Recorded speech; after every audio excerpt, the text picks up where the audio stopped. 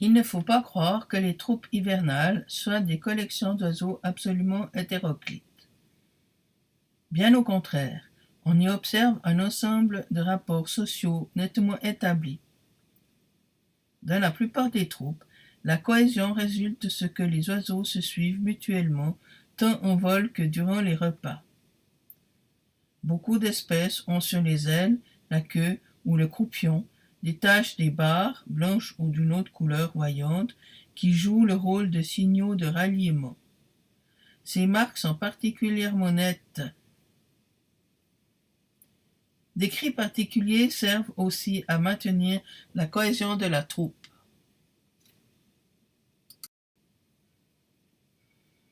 Chez de nombreuses espèces, les troupes sont organisées de telle manière que chaque oiseau se tient à une certaine distance dite individuelle de ses voisins, en sorte qu'il n'entre jamais en contact physique avec eux.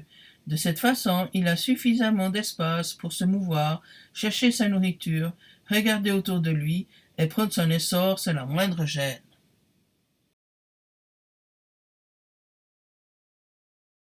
Ces messieurs sont au plumage nuptial, autrement dit aussi en pariade.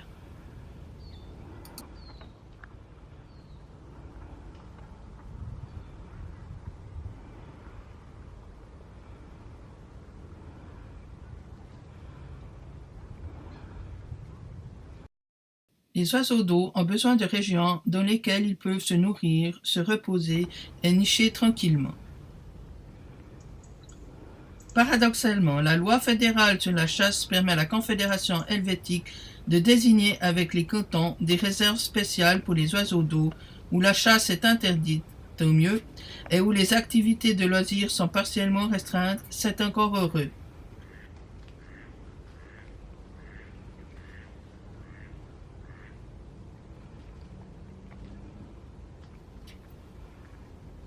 Voici l'illustration réelle du texte précédent.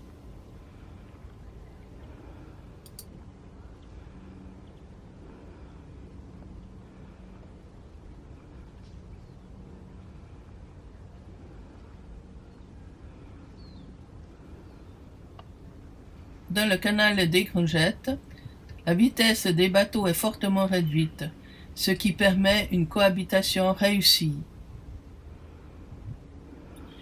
En effet, les oiseaux d'eau ont besoin de zones dans lesquelles ils ne sont pas continuellement effarouchés par les véliplanchistes ou les bateaux allant à grande vitesse. Source texte, Guide des oiseaux. Sélection du Reiders Digest. Paris, Zurich.